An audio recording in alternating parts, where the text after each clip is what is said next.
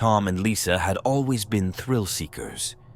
Their YouTube channel, Urban Explorers, had grown popular for its daring expeditions into abandoned places.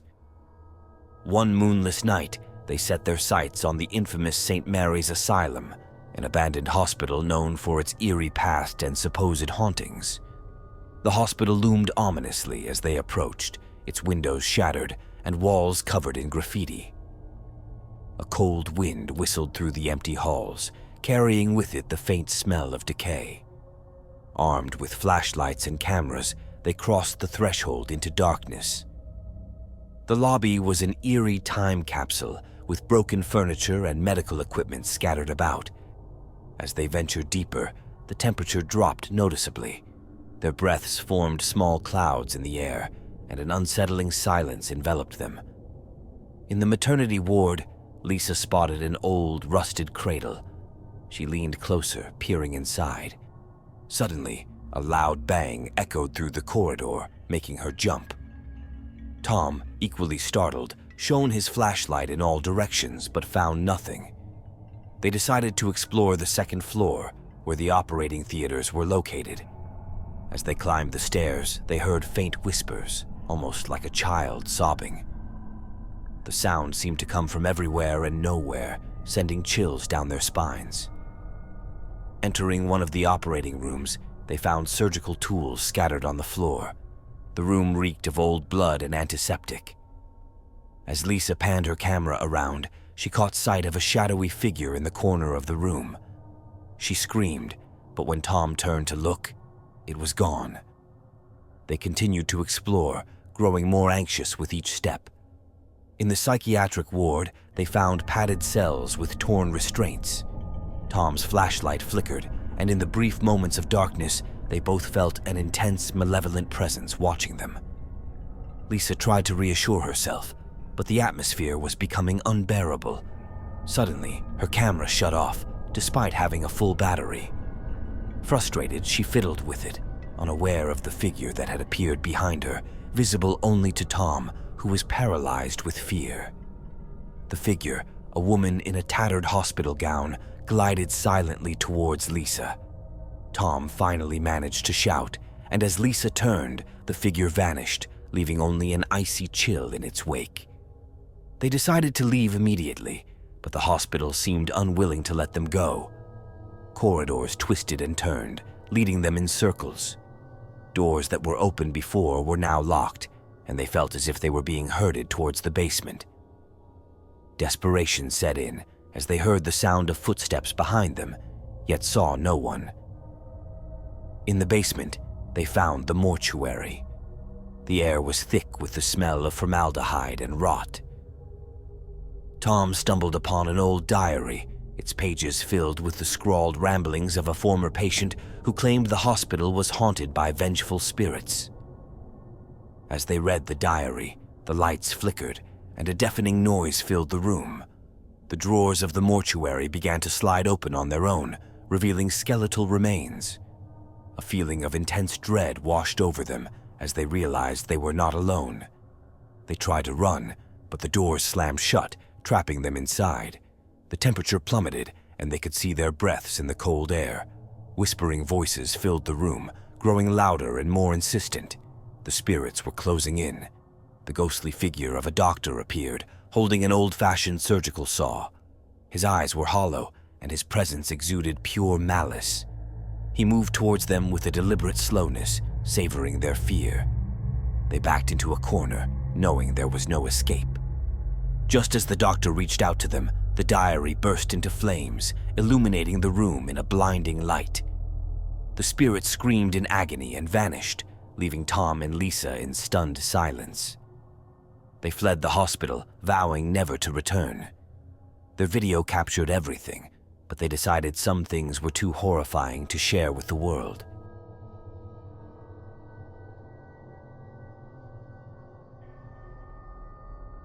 Alex and Mark were amateur ghost hunters with a modest following on social media.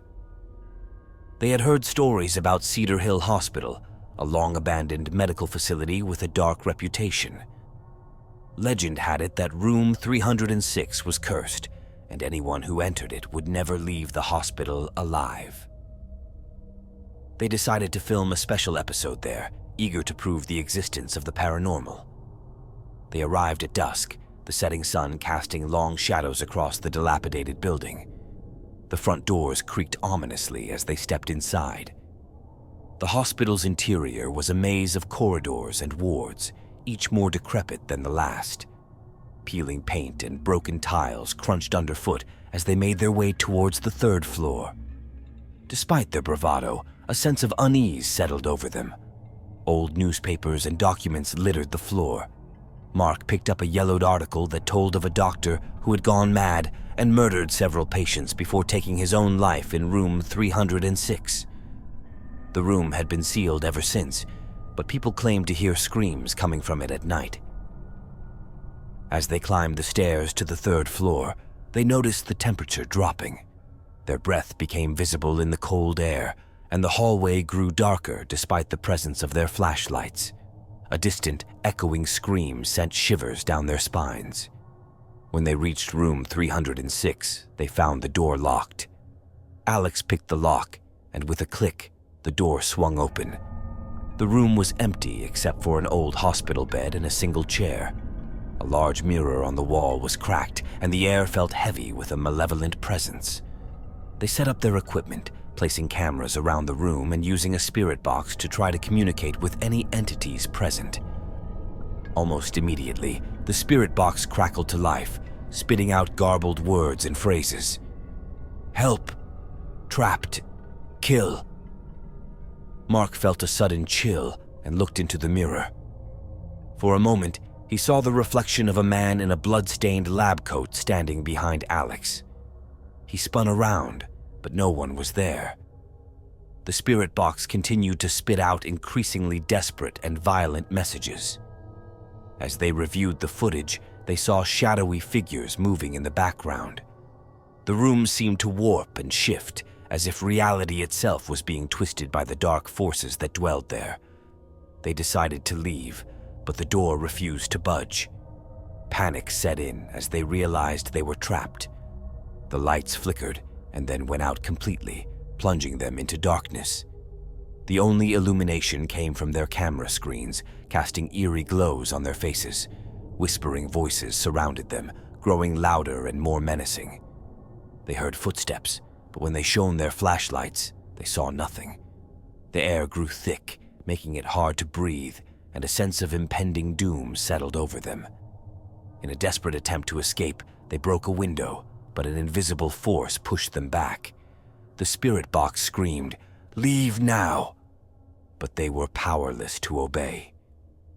The bed in the room began to move on its own, and the chair toppled over violently.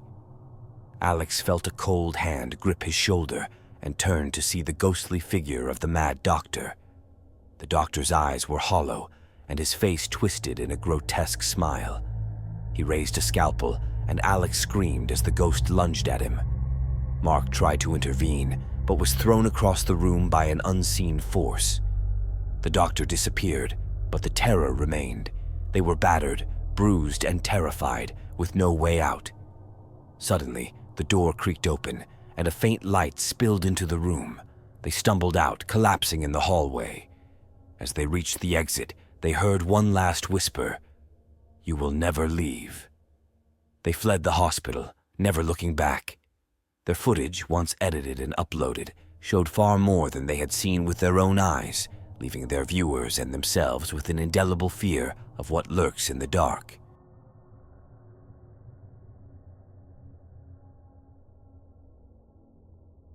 Emma and Jake had always been fascinated by urban legends. Their YouTube series, Haunted Truths, was dedicated to exploring and debunking supernatural myths. Their latest adventure brought them to Mercy General Hospital, a once thriving institution now abandoned and reputedly haunted. Mercy General had a tragic history. After a devastating fire in the 1950s, it was closed permanently. Since then, there had been countless reports of ghostly apparitions, strange noises, and even physical attacks on those who dared to enter. Emma and Jake were determined to investigate. They arrived at dusk, the sun setting behind the hospital, casting long, eerie shadows. The front doors were chained, but they found a broken window and climbed through. Inside, the hospital was a decaying labyrinth of corridors and rooms, each filled with the remnants of its past. As they ventured deeper, they began to hear faint, unearthly sounds, distant crying, whispers, and the echoing clatter of what sounded like surgical instruments. Jake recorded everything, his camera capturing the deteriorating beauty of the once grand hospital. They reached the pediatric ward, where tiny rusted beds lay scattered.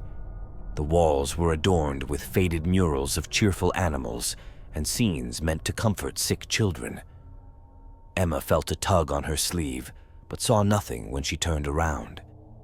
The air grew colder as they approached the surgical wing. The smell of antiseptic lingered, mixed with the scent of mold and decay. They found an old operating room, its rusty tools still laid out as if waiting for a procedure. The atmosphere was thick with dread. They set up their equipment, using EMF detectors and digital recorders to capture any paranormal activity. Almost immediately, the EMF detectors spiked, and their recorders picked up faint voices. "Help us!" a child's voice whispered, sending chills down their spines. Suddenly, a loud bang echoed through the room, and the temperature dropped sharply. Emma shone her flashlight around, and they both saw the translucent figure of a nurse standing in the doorway. Her eyes were hollow, and her mouth moved as if she were speaking, but no sound came out. The nurse vanished as quickly as she appeared, but the sense of unease remained. They decided to head to the basement where the hospital's morgue was located. The descent down the dark, narrow stairs felt like entering the very depths of hell. The basement was a labyrinth of cold, damp corridors. The smell of rot was overpowering, and they could hear the faint drip of water. As they approached the morgue, their flashlights flickered, casting long, dancing shadows on the walls. Inside the morgue, the drawers were all open, revealing skeletal remains. The room felt oppressively heavy, and both Emma and Jake could feel a palpable sense of malevolence. They heard faint whispers and the occasional sob, making their blood run cold. They found an old journal on a table, detailing the final days of the hospital. The entries became increasingly erratic, describing how the hospital staff and patients had been tormented by unseen forces after the fire. The last entry was a plea for help. As they read the journal, the lights flickered violently, and the whispers grew louder. They saw shadowy figures moving in the corners of the room, growing bolder with each passing moment. The temperature dropped further, and they could see their breath in the cold air. The ghostly figures of nurses, doctors, and patients surrounded them, their faces twisted in pain and fear. The spirits reached out, and Emma felt an icy hand close around her wrist. She screamed, but no sound came out. Jake tried to pull her away, but an invisible force held her in place. In a final, desperate act, Jake grabbed the journal and set it on fire. The flames roared to life, illuminating the room in a fiery glow. The spirits screamed in unison, their forms dissolving into the air. The force holding Emma released her, and they fled the basement, never looking back.